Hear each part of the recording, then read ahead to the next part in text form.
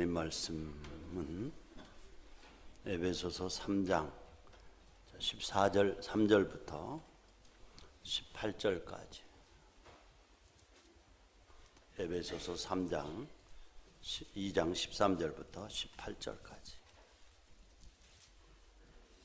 이제는 전에 멀리 있던 너희가 그리스도 예수 안에서 그리스도의 피로 가까워졌느니라.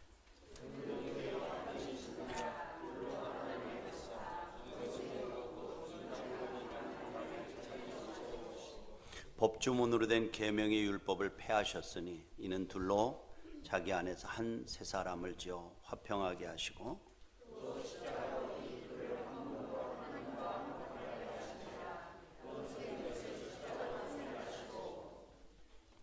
또 오셔서 먼 데 있는 너희에게 평안을 전하고 가까운 데 있는 자들에게 평안을 전하셨으니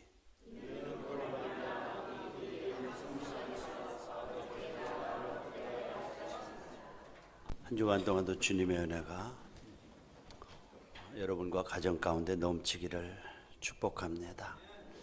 우리가 사순절 셋째 주일을 보내면서 십자가의 의미가 뭘까 다시 한번 같이 말씀 앞에 저가 여러분들이 서는 시간을 가집시다. 오늘 제목은 용서와 화해가 넘치는 사순절. 같이 한번 따라합시다. 용서와 화해가 넘치는 사순절. 우리 예수님이 이 땅 위에 오신 이유는 십자가를 지시기 위함이고, 십자가를 지신 이유는 14절에 보니까 그는 우리의 화평이신지라 둘로 하나를 만드사 원수된 것 곧 중간에 막힌 담을 자기 육체로 허무셨다. 하나님과 인간 사이에, 그리고 인간과 인간 사이에 막힌 담을 육체로 허무시기 위해서 오셨다라고 말씀을 하고 있습니다. 그러니까 이 십자가는 용서와 화해의 십자가라고 하는 말씀이지요. 우리가 정말 용서와 화해 십자가를 바라보면서 한 주간 동안도 우리 가운데 막힌 담을 험으로써 용서와 화해가 있는 그러한 사순절이 되기를 기도합니다. 그런데 어떻게 담을 험는다고 그랬나요? 성경에 보니까 용서함으로 담을 허문다 이렇게 말씀을 하고 있습니다. 용서함으로. 1892년에 세상을 떠난 네덜란드죠. 화란의 유명한 코리텐 붐이라고 하는 여성 복음 전도자가 있었습니다. 2차 대전 때에 독일이 전쟁을 일으켜서 네덜란드를 삼켰죠. 마침 그때 유대인이었던 이 코리텐 붐 여사의 가족은 디아스포라, 여러분들 잘 아시죠? 흩어진 무리들로 네덜란드에서 살고 있었습니다. 그런데 온 가족이 유대인으로 체포되었죠. 그래서 5 식구, 아버지와 자기와 그리고 언니 그리고 남동생 이렇게 5 식구가 아주 혹독한 감옥에 수감되었습니다. 악명 높은 감옥에, 네덜란드에. 그 감옥에서 양나란 수용소 간수들의 학대를 이기지 못하고 아버지가 죽었어요. 그리고 그 감옥에서 정말 큰 아픈 상처, 코리 여사와 그 언니가 큰 상처를 입었는데 독일 간수가 추운 겨울에 밖으로 끌어내서 옷을 벗긴 후에 성폭행을 한 것입니다. 성폭행을. 엄청난 아픔이었고 상처가 되었습니다. 그런데 얼마 안 있다가 독일이 망했어요. 그래서 감옥에서 그래서 그 감옥에서 그 언니가 그 상처를 이기지 못하고 죽었어요. 그래서 감옥에 풀려날 때는 아버지 어머니가 죽고, 내 식구군요. 아버지와 언니가 죽고 자기와 동생만이 풀려났어요. 나서 이제 생활을 하는데 그가 주님을 만나고 주님께서 그에게 주시는 소명이 있었어요. 너는 독일에 가서 너를 괴롭힌 독일 사람들에게 복음을 증거해라. 이런 콜링이 있어요, 부르심이. 요나처럼 아마 마음에 내키지 않아서 주님, 제가 어떻게 거기 가서 복음을 증거해요? 우리에게 너무나 큰 상처를 준 사람, 그 상처의 벽을 이길 수 있을까요? 그런데 강건해서 저 독일 순종하기로 하고 독일 각지로 다니면서 이 고리여사가 복음을 전했습니다. 많은 사람이 회심하고 돌아왔어요. 돌아왔는데 어떤 도시에서 복음을 전했는데 많은 사람들이 또 나오면서 악수를 하며 만면에 미소를 짓습니다. 그런데 가만히 한 중년 남자가 아주 웃음을 지면서 고리에게 다가오는 거예요. 그 남자를 보는 순간 몸이 얼음처럼 굳어졌습니다. 바로 그 사람이 그 추운 겨울에 자신과 언니의 옷을 벗겨서 그냥 그 성폭행을 한 그 간수였습니다. 그런데 물론 그 사람은 많은 사람을 다뤘기 때문에 고리 여사가 바로 자기가 괴롭힌 사람인 것을 알지 못했어요. 전쟁이 끝나자 한 시민으로 와서 집회에 참석한 것이죠. 그 사람이 앞으로 다가오는 순간에 이 고리 여사는 몸이 굳어져 버렸다고 그렇게 기록을 하고 있습니다. 수용소에서 당한 고통, 괴로움이 주마등처럼 살아나가지고 그 사람한테 손을 내밀고 악수를 청해도 할 수가 없었고 당장 뺨을 쥐고 싶은 생각이 불릴 듯 일어났어요. 순간 주님, 나는 이 사람하고 악수를 할 수가 없으니 주님 나를 좀 도와주세요 하고 속으로 기도를 하는데 그 마음속 깊은 곳에서 갈보리 십자가의 양손과 발에 못 박힌 예수님이 피를 흘리면서 하시는 말씀이 고리야, 나를 좀 바라봐라. 나를 욕하고 나를 미워하고 나를 박대하는 사람으로 해서 내가 십자가를 졌는데 너는 나를 위해서 이 사람 앞에서 마음의 십자가에 매달릴 수 없느냐라고 하는 음성이 들려왔어요. 주님, 그렇군요. 용기를 내서 손을 내밀어서 악수를 간수하고 했습니다. 근데 그 사람이 고리 여사의 손을 붙잡고 하는 말이 당신은 참 네덜란드 사람으로서 전쟁 중에 그 독일 사람들에게 그렇게 짓밟혔으면서도 독일을 용서하고 독일에 와서 복음을 증거합니까? 나는 간수장으로 있으면서 참 나쁜 짓을 많이 했습니다. 그러나 오늘 당신이 전 복음을 듣고 마음이 녹았습니다. 옛날 원수를 이렇게 용서하고 귀한 말씀을 전하고 기도해 주신 당신의 사역에 내가 정말 감동받았습니다. 나 회개하고 오늘 이 자리에서 예수님을 구세주로 믿겠습니다. 독일 사람을 용서해 준 것을 감사합니다 하고 이렇게 정중하게 인사를 하는 거예요. 그 말을 듣자 이 고리 여사의 마음 가운데 순식간에 하나님의 은혜가 폭포수같이 쏟아졌습니다. 즉시 간수를 용서하고 화해합니다. 그런데 그 순간에 이 고리 여사의 마음에 자리 잡고 있던 응어리의 벽, 담이 녹아지는 것을 경험했습니다. 그리고 그녀의 영혼 속에 주님이 주시는 한없는 사랑과 따뜻한 위로와 기쁨이 넘쳐 흘러서 다시 태어나는 그분의 기록에 의하면 나는 거기서 다시 태어나는 경험을 했습니다 라고 말합니다. 용서가 뭡니까? 용서는 마땅히 내가 주장해야 될 권리를 내려놓는 것이 용서의 출발점입니다. 고리 여사는 그 간수에게 감당하기 어려운 고통과 시련을 당했습니다. 마땅히 그를 저주하고 욕하고 때릴 권리가 있습니다. 그럼에도 불구하고 주님의 십자가를 생각하고 자기의 권리를 포기하는 거죠. 그래요. 이 사순절 기간 동안 갈보리산에서 달린 십자가를 통해서 주님 우리에게 어떤 메시지를 주십니까? 어떤 메시지, 십자가의 메시지가 뭐 여러 가지 있겠지만은 오늘 이 주에는 용서와 화해의 메시지를 전하고 싶습니다. 용서와 화해. 여러분, 십자가의 사랑으로 용서하고 막힌 담을 허물고 화해와 치유의 역사를 체험하는 주간이 되기를 바랍니다. 왜 십자가에 달리셨습니까? 하나님, 그분이 어떤 분이십니까? 창조주입니다. 모든 것을 지으신 분입니다. 그분이 한마디 명령이면 12영이 넘는 그러한 천사들이 내려와서 그를 욕하고 그를 멸시하는 사람들을 일시에 처벌할 수 있는 그런 능력의 분이셨습니다. 내려올 수 있는 분이었습니다. 그럼에도 불구하고 그의 권세와 능력을 나래 아래 접고 아무런 조항도 하지 않고 로마의 병정에 의해서 힘없이 매달렸습니다. 대제사장들과 서기관들에 의해서 온갖 조롱과 멸시를 받으시고 십자가에 달리셨습니다. 그리고 침묵하셨습니다. 그러나 침묵은 그냥 말 없음이 아니라 그 침묵 속에 하나님의 강력한 메시지가 저와 여러분들에게 들려지기를 축원합니다. 그 메시지가 뭡니까?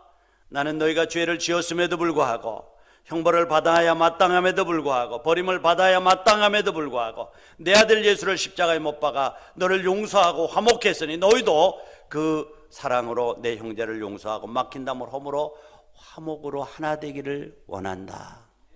십자가를 통해서 오늘 이렇게 들려지는 주님의 음성이 여러분의 귀에 들려지기를 원합니다. 14절에 보면 뭐라고 말씀합니까? 그는 우리의 화평이신지라 둘로 하나를 만드사 원수된 것을 곧 중간에 막힌 담을 자기 육체로 허무셨다. 담으로 허무셨대요. 육체로 허무셨대요. 담이 뭡니까? 담하면 여러분 어떤 생각이 듭니까? 담 막혔어. 어떤 대화가 통하지 않아. 벽이야, 벽. 그러니까 소통이 안 되는 사람을 가리켜서 담이라고 말합니다. 기가 막힌다고 담이 생기는 겁니다. 또 두 가지 의미는, 두 번째 의미는 뭡니까?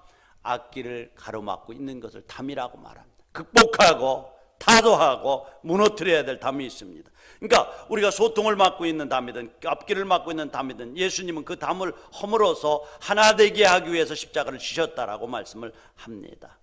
여러분, 이 시간 조용히 여러분들에게 정말 그 대화의 담, 소통의 담을 막고 있는 그 담, 그리고 여러분의 길을 막고 있는 담, 어떤 것이든지 간에 여러분들에게 맡긴 담이 무엇인지를 한번 생각해 보시길 바랍니다. 그리고 그 담이 무엇 때문에 쌓인다라고 여러분 생각합니까? 사람과 사람 사이의 담이, 그리고 하나님과 우리와의 담이 어디서 생깁니까? 왜 생깁니까? 저는 그것들에 많은 이유가 있겠지만은 자기 방어라고 생각을 합니다. 자기 방어. 자기 방어를 하는 이유는 무엇입니까? 상대방으로 인해서 있게 될 위험과 상처를 막기 위해서 자기 담을 쌓습니다.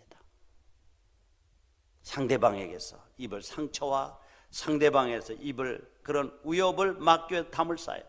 그러니까 관계 속에서도 깊이 사귀면 사귈수록 서로를 열어야 되고, 열면 약점이 보이고, 그러면 말이 날 것이고, 그럴 바에야 닫고 사는 게 훨씬 낫다. 그런 생각들 하는 분들도 많습니다. 열면 보인다는 거죠. 보이면 말이 생긴다는 거죠. 그럴 바에 닫는다라는 거죠. 그래서 외롭습니다. 사람이 많은데 마음을 터놓고 정말 대화할 사람이 없는 것입니다. 외롭습니다. 많은데 마음을 열고 나눌 사람이 없습니다. 여러분들 중국에 가면 만리장성이 있죠. 세계 7대 불가의 사회라고 이렇게 말합니다. 진시황제가 그 막강한 힘을 가지고 쌓은 성이 만리장성입니다. 위대한 일입니다. 그러나 그 이면에 보면은 그가 이 담을 쌓은 이유가 뭘까요? 그것은 그 안에 잠재되어 있는 두려움 때문에 쌓은 것입니다. 적어도 그 당시에 자기가 생각하고 있는 것은 우리만이 양반이고 우리만이 우월한 민족이고 다른 민족은 열등한 오랑캐 민족이라고 생각을 했습니다. 그러니까 나와 당신 사이에는 벽이 있는 것, 당신은 오랑캐고 나는 우월한 민족이고 당신은 열등한 민족이기 때문에 우리 사이에 담이 있는 것입니다. 그 담을 언제 쌓아놓지 않으면 언제 쳐들어올지 모르는 두려움이 잠재되어져 있습니다. 그래서 자기를 방어하기 위해서 담을 쌓는 것이죠. 그러니까 결국 담이 뭡니까? 모든 사람을 친구나 형제로 생각하지 않고 원수로 생각하고 살아가는 사람들이 그 두려움을 극복하기 위해서 쌓는 것이 담이죠.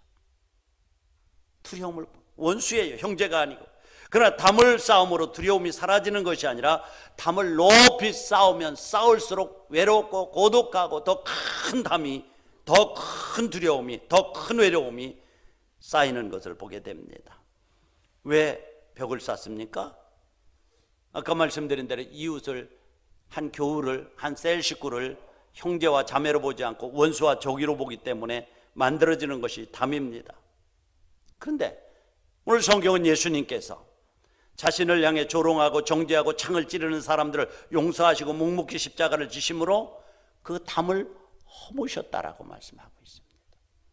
욕하고 조롱하고 죄 없으면 창으로 찌르고 내려오라고 말하고 얼마나 아팠을까요? 그런데 묵묵히 인내하면서 그 십자가를 지심으로 그 담을 허무셨대요. 그러니까 이 십자가를 통해 용서하고 화해하고 화목하라고 하는 메시지를 좀 외치고 있는 것입니다. 그러니까 주님은 이 십자가를 통해서 사순절을 보내고 있는 사람들에게 이제 이웃은 더 이상 싸워야 될 적이 아니라고 선포하고 있습니다. 싸워야 될, 다퉈야 될 적이 아니라고. 주님의 피로 한 형제와 자매가 되었기 때문에 하나님과의 막힌 담, 사람과 사람 사이를 가로막고 있는 담을 허물어서 화해와 용서의 삶을 살라고 주시는 강력한 메시지가 십자가에 있음을 믿으시기 바랍니다. 십자가를 바라보면서 묵묵히 그 조롱과 그 아픔과 그 정죄를 참아내신, 묵묵히 참아내신 그런 말 없는 말 속에 이 십자가를 통해서 우리에게 주시는 강력한 메시지가 뭐예요? 이웃은 더 이상 싸워야 될 적이 아니라는 겁니다. 주님의 피로 한 형제와 자매가 되었으니 막힌 담을 허물어서 하나 되게 하라고 하는 말씀입니다. 그러면 그 하나됨의 출발이 용서래요. 용서는 그럼 어떻게 하는 거라고요? 고린도후서 5장 18절 19절을 뜨면은 같이 한번 읽겠습니다. 고린도후서 5장 18절 시작. 모든 것이 하나님께로 났는 그리스도로 말미암아 우리를 자기와 화목하게 하시고 또 우리에게 화목해야 하는 직책을 주셨으니 이는 하나님께서 그리스도 안에 계시사 세상을 자기와 화목하게 하시며 저희의 죄를 저희에게 돌리지 아니하고 화목하게 하는 말씀을 우리에게 부탁하십니다. 자, 여기 보면은 하나님께서 우리를 자기와 화목하게 하시고 십자가를 통해서 또 화목하게 하는 직책을 주셨대요. 우리가 하나님의 예수 그리스도의 십자가로 말미암아 화목하게 되고 그 화목을 이웃들에게 나누는 직책을 주셨대요. 그러니까 저와 여러분들이 가는 곳에는 화목이 이루 피스메이커가 돼야 됩니다. 트러블 메이커가, 싸움 메이커가 아니고 분쟁의 메이커가 아니라 화목케 하는 직책을 주셨기 때문에 그 직책을 감당해야 될 사명이 있다는 거예요. 그런데 여러분들, 그 화목하게 하는 직책을 주시기 위해서, 화목하게 하기 위해서 주님이 어떻게 했다고요? 용서라는 도구를 쓰셨대요. 용서했다. 그 용서가 뭐예요? 오늘 성경 보니까 저 19절, 18절인가요? 하반절에 보니까 저희 죄를 저희에게 돌리지 아니하시고 화목하게 하는 말씀을 우리에게 부탁하셨다. 용서가 뭐죠? 죄가 있음에도 불구하고, 약함이 있음에도 불구하고, 허물이 있음에도 불구하고 그 죄값을 그에게 돌리지 아니했대요. 묵묵히 십자가를 지셨대요. 어렵습니다. 정말 용서 어렵습니다. 힘듭니다. 얼마나 어려운지 모릅니다. 그러나 그렇게 하래요. 우리가 여기 거룩한 부당을 갔는데, 그러니까 용서라고 하는 것은 저희의 죄를 저희에게 돌리지 아니하시고 라고 말씀을 하고 있습니다. 그러니까 죄가 없고 나에게 잘해준 사람은 얼마든지 나도 잘할 수 있고 화목할 수 있어요. 그런데 성경은 저가 나에게 짐을 지고 나에게 창을 들고 침을 뱉고 욕하고 조롱하고 하는데 저의 죄를 저에게 돌리지 않는 것이 용서래요. 저의 죄값을 저에게 찾지 않는 것이 용서래요. 근데 이 화목이라고 하는 것은 용서한 다음에 주어지는 선물이래요. 용서가 없으면 둘이 하나 되는 담이 어우러지고 화목하는 화목이 없다는 거예요. 여러분 어떻습니까? 막힌 담이 그대로 있는 한 화목의 관계를 이룰 수가 없다는 거예요. 그런데 하나님께서 우리와 화목의 관계를 회복하기 위해서 어떻게 하셨다고요? 저희의 죄를 저들에게 돌리지 아니하셨다. 이제 우리의 죄값을 우리에게 돌리지 않으셨다라고 말씀을 하고 있습니다. 그러니까 화목의 관계를 이루기 위해서 용서가 있어야 되는데, 용서라고 하는 것은 저희의 죄를 저희에게 돌리지 않는다는 거예요. 권리가 있는데 포기하는 거 힘들지 않습니까? 저 사람이 잘못하는데 그것을 잘못했다고 말하지 않고 내게 굴복하기를 바라는 거 힘들지 않나요? 정말 그 포기하는 거 정말 힘듭니다. 언제나 싸움은 목이 곧고 내가 잘났다고 하는 데서 싸움이 시작되는 거 아니겠어요? 대단히 힘들어요. 만일 주님이 우리의 생활에서 짓는 죄를 조목조목 하나하나 계산해서 따진다고 하면 저와 여러분들 한 사람도 하나님 앞에 설 수 있는 사람이 있을까요? 하나도 없습니다. 하나도 없습니다. 그러나 하나님께서 우리의 죄를 예수님에게 돌리고 너희도 서로의 허물을 덮어주고 용서하고 화목하라고 하는 강력한 메시지를 주시기 위해서 십자가에서 묵묵히 십자가를 지셨다는 거예요. 우리의 권리를 포기했다는 거죠. 그렇다면 우리도 하나님과 이웃과의 담을 허물고 화목의 관계를 이루기 위해서 해야 될 일이 뭘까요? 용서지요. 그 용서는 형제들의 약점이나 잘못을 그들에게 돌리지 않고 포용하고 품는 것이라고 성경이 말하고 있습니다. 그들에게 돌리지 아니하고. 그러니까 용서가 없으면 담은 그대로 존재하고 화목은 이루어질 수가 없다는 거예요. 옛날에 그 텔레비를 봤는데 박찬호 선수가 아주 잘 나갈 때가 있었죠. 그런데 어떤 샌프란시스코인가요? 어디고 이제 시합을 하다가 볼을 던졌는데 몸에 맞았던 것 같아요.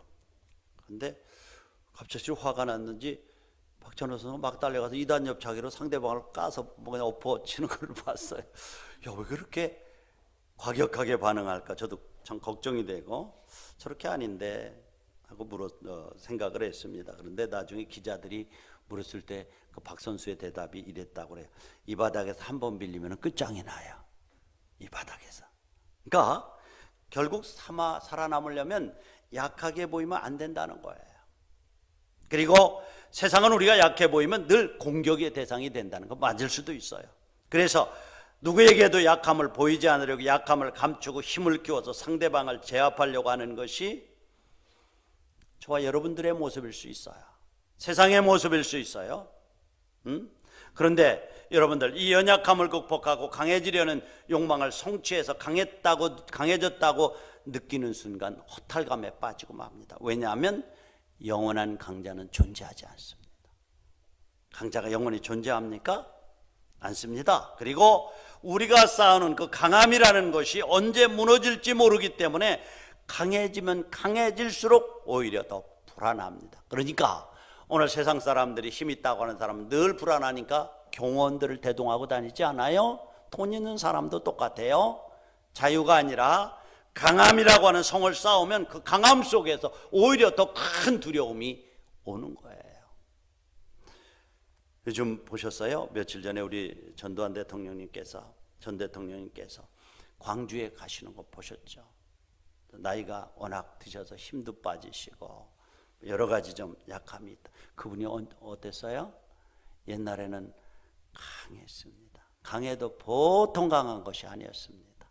날아가는 새도 떨어뜨릴 정도였습니다.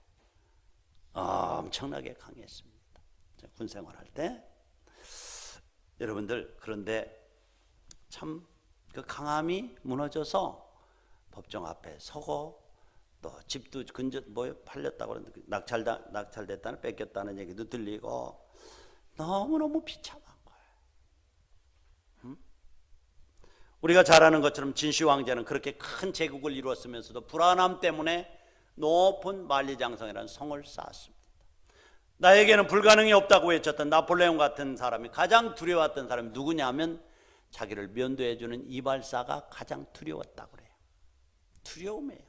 혹시 면도하다가 어떻게 하면 어떻게 하나. 그래서 아주 신원주의를 철저하게 해서 썼다라고 말씀합니다. 그러니까 우리는 역사 주변의 사람들에게서 절대 힘을 가지면 가진 만큼 큰 두려움을 가지고 산다는 거예요. 모두가 적이고 원수이고 벽이 되었기 때문에 결국 우리가 용서하고 화목이 이루어지면 내 약함이 그렇게 큰 문제가 되지를 않아요. 하나가 되면 약함이 그렇게 큰 문제가 되지를 않아요. 다른 사람이 강해도 내가 약해도 화해가 이루어지면 그것 때문에 큰 부담이나 위협이 되지를 않습니다. 하나 되면 그래요. 약함이 약함으로 드러나잖아요. 우리가 부활의 주님을 경험하고 십자가를 믿고 영접하는 순간 우리는 우리의 약함으로 인해서 실패하지 않는다는 진리를 배우시기 바랍니다. 그래서 바울은 뭐래요? 고린도서 12장 10절에 보니까 그러므로 내가 그리스도를 위하여 약한 것들과 능력과 궁핍과 박해와 고린도 후서 12장 10절 능력과 궁핍과 박해와 우리 다 같이 한번 읽어보세요. 시작. 그리스도를 위하여 약한 것들과 능력과 궁핍과 박해와 곤고를 기뻐하노니 이는 내가 약한 그때. 참 좋아하는 성경 기절에 약한 그때가 강화되는 거예요. 그 약하고 궁핍함이 오히려 약점이 오히려 기쁨이 된다, 강함이 된다 그렇게 말해요. 무슨 말씀이에요? 화해하고 화목이 되어지면은 그 약함 때문에 나 혼자만이 아니라 다른 사람의 도움들이 이루어지고 공동체 안에서 서로 상호를 의존하고 책임지게 될 때에 훨씬 더 강하고, 또 약함 때문에 내가 내 약함을 호소하면서 하나님 앞으로 나가서 주님의 십자가의 도움을 구할 때에 나의 약함이나 궁핍이 부끄러워서 감추어서 방어벽을 쌓지 않아도 된다는 사실이죠. 약함 때문에 하나님 앞에 나가서 도움을 구했더니 그분으로 말미암아 내가 강하게 되었다. 그래서 약할 그때가 강하다는 거죠. 방어벽을 쌓지 않아도 된다는 거예요. 용서를 통해서 화목이 이루어지면 방어벽을 무너뜨리고 서로에게 자유로울 수 있다는 사실이죠. 약함이 허물이 되지 않기 때문에 그렇습니다. 우리가 서로 사랑함으로 우리의 약함이나 우리의 부족함이 허물이 되지 않기를 기도합니다. 우리의 심교공동체는 정말 약함이 허물이 되지 않고 상호 의존하면서 서로를 세워나가는 공동체를 만들기 위해서 서로 힘쓰시기 바랍니다. 제가 몇 번 말씀드린 기억이 있습니다만은 참 약해요. 제가 국방부교회 담임으로 부임하게 될 때 가졌던 가장 큰 두려움이 약함이었습니다. 약함. 그때도 말씀드렸지만은 제가 담임할 때 우리 박찬석 장로님도 잘 아시지만은 현직 장관님이 두 분 있었어요. 국정원장님하고 국방부 장관님이 교회 장로님이셨어요. 그리고 장로님들이 한 20여 분 되고 뭐 사성장군, 삼성장군, 이성장군, 장군들이 한 50여 분 되고 뭐 대령 중령급들은 수도 없이 많죠. 소위 은퇴하신 장관님도 계시고 장성들도 있고 소위 한국의 엘리트들이 모인 교회인데 거기로 미국 가려고 다 준비가 해서 거의 되고 있는데 군종감님께서 국방부 교회 가야 된다는 거예요. 그래서 한편 좋기도 한데 한편 두려움이 생겼어요. 나는 계급도 그냥 밑에서 위를 보면 별처럼 보이는 그런 중령밖에 안 되고 또 나이도 어린데 담임 목사라는 직책을 가지고 와서 리더십을 발휘하고 메시지를 전해야 되는데 어떻게 하면 강하게 보일까? 어떻게 하면 교인들에게 약점을 보이지 않고 완벽하게 보일까? 그것이 두려움이었어요. 그렇죠? 그런데 그 두려움이 우리에게 큰 축복인 것은 그 약함에서 오는 두려움이 십자가 밑에 나가게 한다는 사실이죠.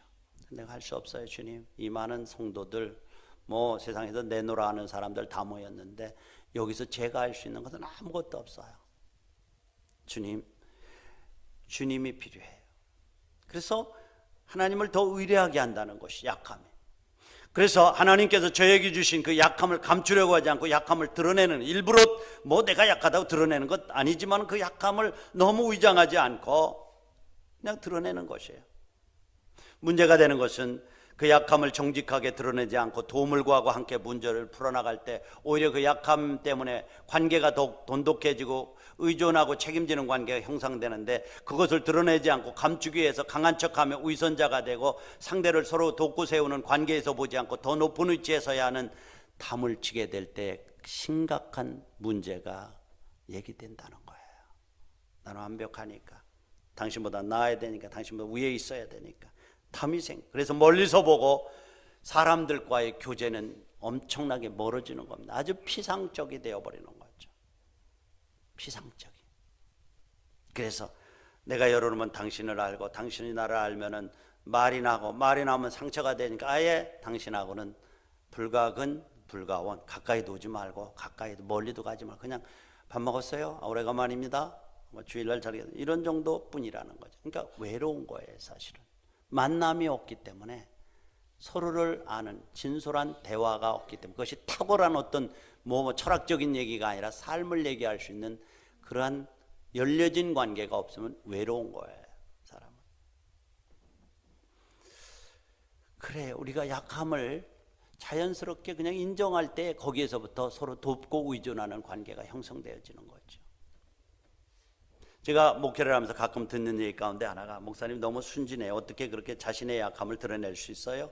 그렇게 얘기하는 때가 있어요. 그러나 제가 하는 말은, 당신이 몰라서 그렇지 나는 어수룩해도 당수가 8단입니다. 그렇게 웃지 않아요?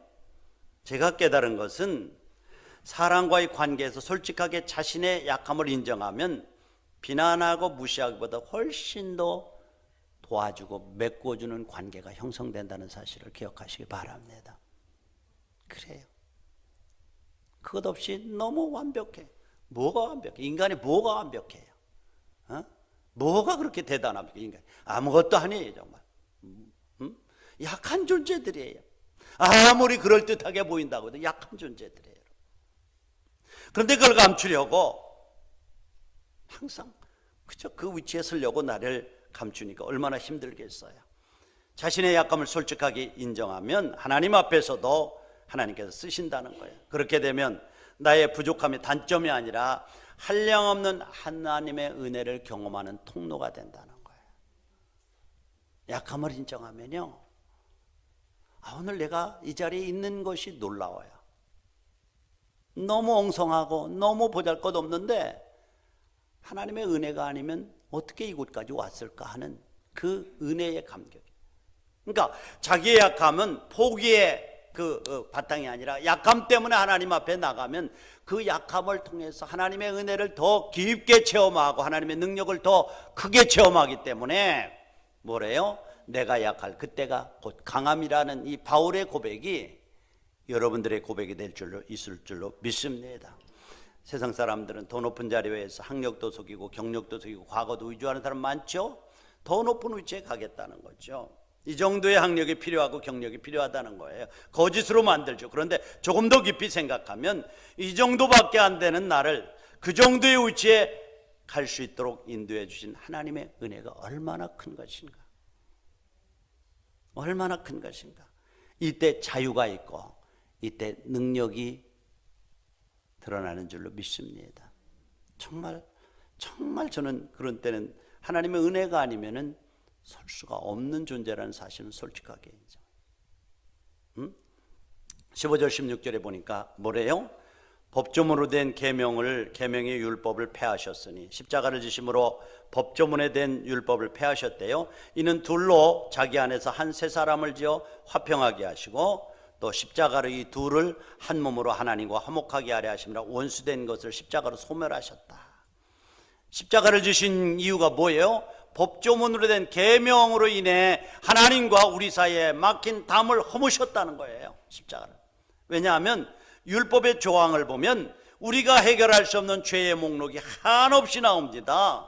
그 법조문의 요구를 다 지켜서 의롭다고 인정받을 사람은 하나도 없습니다. 그런데 이제 예수님이 십자가를 지시면서 그 법조문의 요구를 다 들어 순종하시고 해결하셨다는 거예요. 법조문의 요구 여러분 들어서 의롭다고 하나님 앞에 설 수 있는 사람이 있어요? 여인을 보고 음욕을 품는 자마다 간음했느니라. 이웃의 것을 보고 욕심을 내는 자마다 도적질하였느니라. 형제를 미워하는 자마다 살인하였느니라. 이 율법의 조항 앞에 여러분 나는 그렇지 않습니다라고 하나님 앞에 설 수 있는 분이 한 분이라도 있습니까? 한 사람도 없습니다. 그래서 십자가 밑에 나가서 내가 이런 존재라고 내려놓고 십자가의 은혜 아래 나갈 때 그분이 그 은혜로 덮어서 하나님 이것이 내 수준인데 어떡하자고 물으면 하나님 덮으셔서 하나님께 나갈 길을 주시고 용기를 주신대요. 그런데 법조문에 된 계명을 폐하셨다는, 뭘로? 십자가로. 너 지킬 수 없어. 너 어떻게 그걸 지킬 수 있어? 그러니까 나에게 나와서 그 은혜 아래 내려놓을 때 내가 덮어주마, 내가 용서하마. 그래서 십자가에 나갈 용기는 바로 하나님 앞에 담대히 나갈 수 있는 용기는 십자가 밑에서 그 은혜를 아는 사람만이 얻는 축복인 것을 믿으시기 바랍니다. 여러분들 그 TV 요즘에 교육방송인가를 내가 본 것 같은데 갈등을 뭐 고부간에 부부간에 부자간에 부녀간에 갈등이 골이 깊은 사람들을 대화로 풀어가는 프로가 있죠. 여러분 보셨을 거예요. 여행을 한 3, 4일 동안 외국을 하면서 외국 여행을 하면 풀더라고요.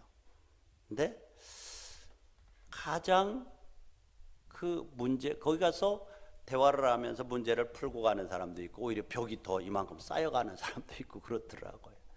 그런데 문제를 풀지 못하는 사람들의 가장 두드러진 특징을 보면 자기 방어예요. 늘 언어가 공격적이에요.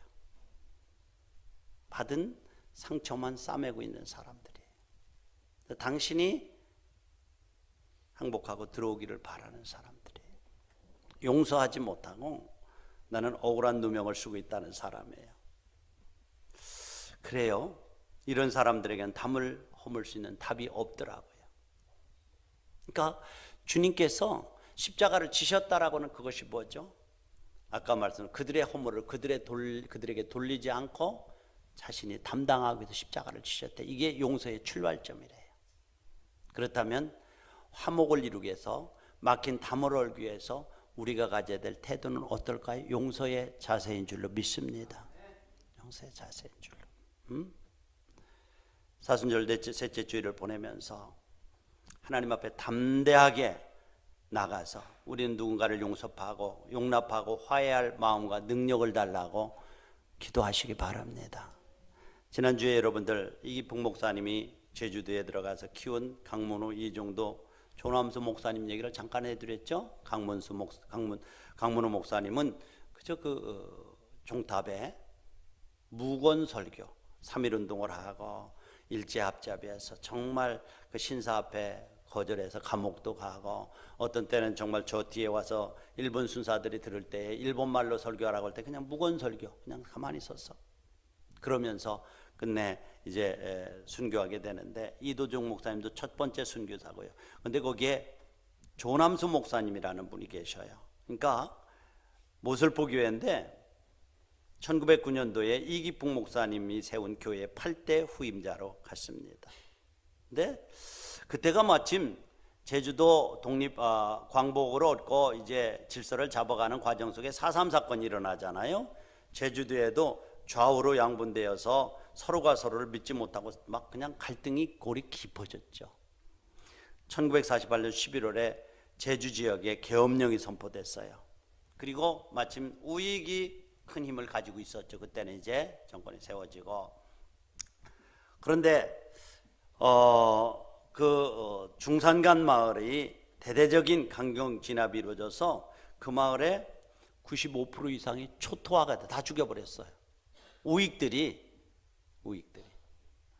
그러니까 군경과 서북청년당 우익단체원들이 마을 주민들을 모아놓고 가족 중에 젊은 사람이 없어진 집안은 다 옛날에 부역을 했던지 좌편에 섰던지 한 사람. 그러니까 우익들이 커지니까 다 산으로 도망갔을 거 아니에요. 젊은 사람들이 옛날에 좀 그 좌쪽에서 일했던 친구들이.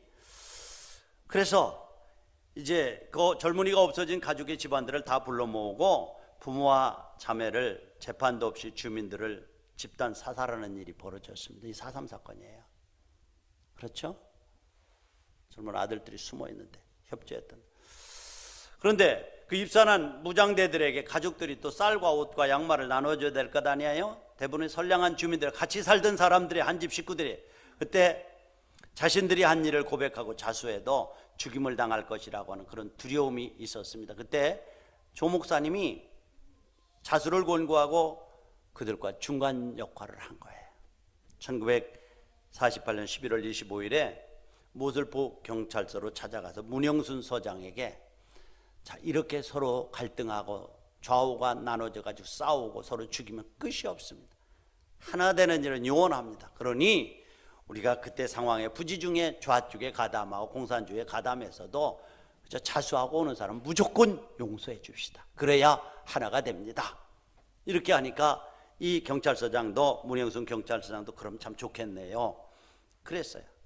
그래서 이제 그 문영순 경찰서장하고 허욱대장, 그다음에 경비대장이었던 군인 출신이죠. 허욱대장을 찾아가서 자, 우리가 이렇게 좌우로 분파되어서 서로를 죽이면은 답이 없습니다. 화해하고 하나 될 때만이 답이 있습니다. 그래서 제가 이 중간에 설 테니까 저를 믿어주십시오. 그래 허락을 받았어요. 경비대장의 명령으로 상몰이, 하몰이, 동서일 한 6천여 명이 광장에 가득 메웠습니다. 이때 허욱 대장이 신분을 안전보장에 하겠으니까 자수하라고 해도 한 사람도 안 하는 거예요. 한 6천 명이 한 사람도 안 하는 거예요. 그래서 아마 당신이 오면 안 될 겁니다. 내가 하겠습니다 하고 그 경찰서장하고 허욱 대장을 멀리 보내고, 자 여러분, 내가 분명히 당신들의 명단을 다 보았습니다. 언제 죽을지 모릅니다. 그런데 자수하면 살려주기로, 자유를 주기로 약속을 했습니다. 나하고 약속을 했습니다. 만일 이 일이 지켜지지 않으면 내가 여러분과의 사이에서 대신 죽겠습니다. 저를 믿고 그리고 자수하십시오. 그랬더니 한 100명이 자수를 했어요. 자수를 했는데도 그들을 처형하지 않는 모습을 보고 소문이 펴지니까 자꾸 자수를 해서 한 2천 명이 자수를 했어요. 그래서 한 2천 명을 그가 그 죽음의 늪에서 살려낸 오늘날 제주도의 쉰들러라고 하는 얘기를 그래서 한 겁니다. 내가 죽고 내가 중간에서 예수의 사랑으로 화목제물이 되어서 좌와 우를 하나로 합쳐서 하나 되게 함으로 2천 명의 사람들을 구해낸 사람의 목사님이 조남수 목사님입니다. 불행하게도 지금까지도 사산 문제가 해결나지 않은 상태죠. 사산 문제를 얘기하는 건 참 힘들어합니다. 그런데 여기 그분들이 공덕비를 세웠어요. 그 공덕비에 보면 주민들이 자발적으로 세운 공덕비에 보면 이렇게 되어 있다고 그래요. 가해자와 피해자만 있던 그 담이 막혀 있는 거죠. 벽이 쌓여 있는 거죠. 가해자와 피해자만 있던 상황에서 조남수 목사는 기꺼이 화해자가 되어서 수많은 인명을 구했다. 가해자와 피해자 담이 있습니다. 피해자는 가해자랑 총을 겨뤄야 되고 갚아야 됩니다. 그러나 그 사이에 조 목사님이 서서 화해자의 역할을 함으로 하나 되게 하는 역사가 있었습니다. 사랑하는 여러분들, 화목하기 위해서는 하지 않아도 되는 것을 우리가 기꺼이 할 때 화목이 이루어지는 줄로 믿습니다. 하지 않아도 되는 것이 뭘까요? 우리는 피해자이기 때문에 당연히 당신에게 갚을 권리가 있고 그만한 법적인 배경이 있습니다. 우리가 해야 될 일이고 할 수 있는 일이에요. 그러나 할 수 있는 일임에도 불구하고 기꺼이 그 나래를 접고 용서하고 받아들이는 것, 이것이 화해고 용서고, 그러므로 말미암아 맡겼던 담이 허물어지고 벽이 허물어지는 것이라고 성경이 말씀하고 있습니다. 사랑하는 성도 여러분들, 화목제물이 된다는 건 참 아파요. 힘들어요. 저도 얼마나 고집이 센지요. 잘 안 돼요. 힘들어요. 그런데 그것을 감당하고 나면 기쁨이 있습니다.